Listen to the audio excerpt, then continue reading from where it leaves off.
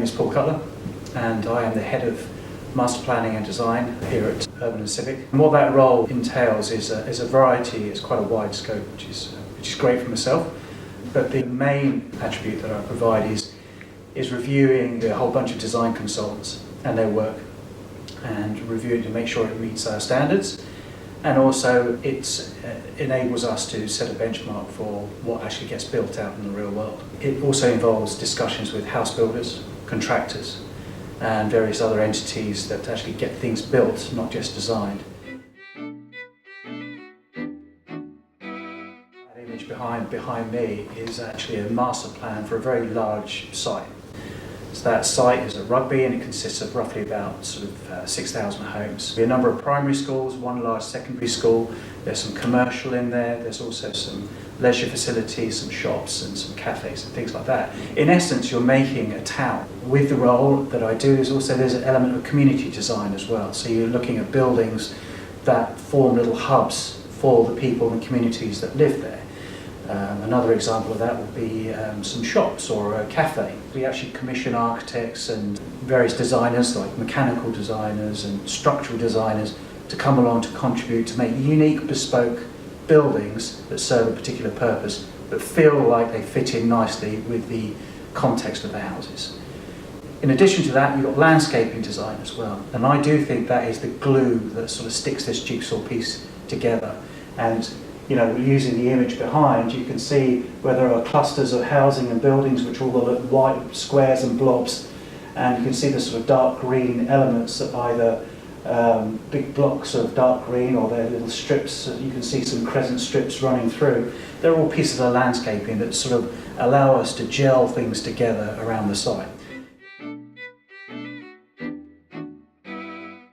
So the key skills for my role that I use very much every day is design, sketching, understanding buildings, understanding the spaces that buildings create, understanding things that don't require buildings, require landscape, so that's landscape design as well. The ability to work on small scale, so individual buildings, even down to individual rooms or different aspects of a room. The layout of a kitchen, for example, that's a portion of a room, it's not the whole room, it's a very important part of the room.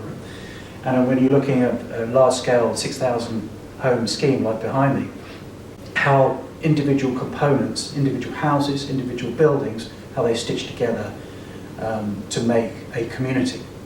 A key skill set is to communicate verbally and also electronically, whether it's through letters or emails and things like that. It's a very important skill set. Decision making is also quite important. So you've got to have an element of confidence in what you do in order to steer consultants or to make a decision.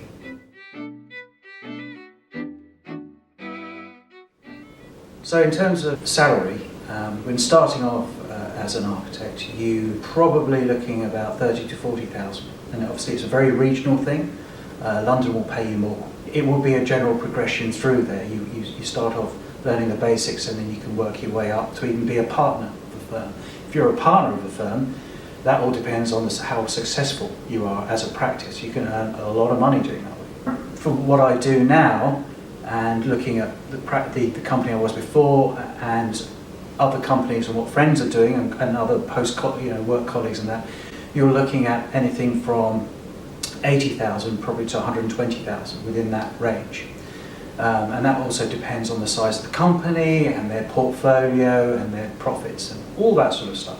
So it's quite a big range. I think as an architect, you earn a little bit less than working for a building developer, and that's purely because there is more profit involved and more money involved with development rather than architecture. So that's something to factor in.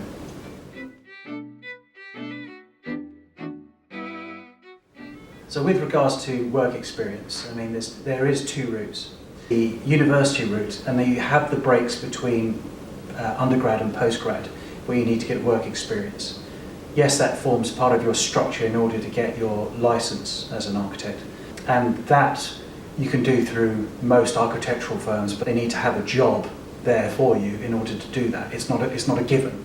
And also just work experience, even if it's dropping in for a couple of weeks, that's quite important, because what's I found quite a shift between studying architecture and actually doing architecture in the real world was that there's a lot more fun with the design and you can be far more creative.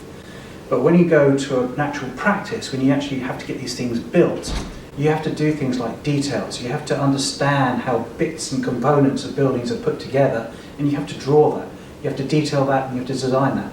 You have to be aware of all the codes and all the aspects of what goes together and stitches this thing together. So I think going to the coalface and actually experiencing a company, actually experiencing how an architect works in the profession is a really good thing to do.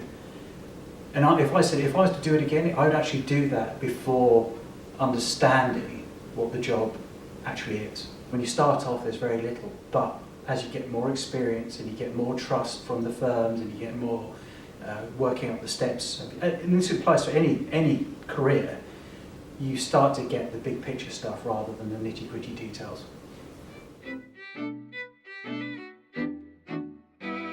So in summary, I love the variety, I love the creativity, I love working with consultants, and I love working with the folks here at Urban&Civic, a good bunch of folks, so that's what keeps me going every day.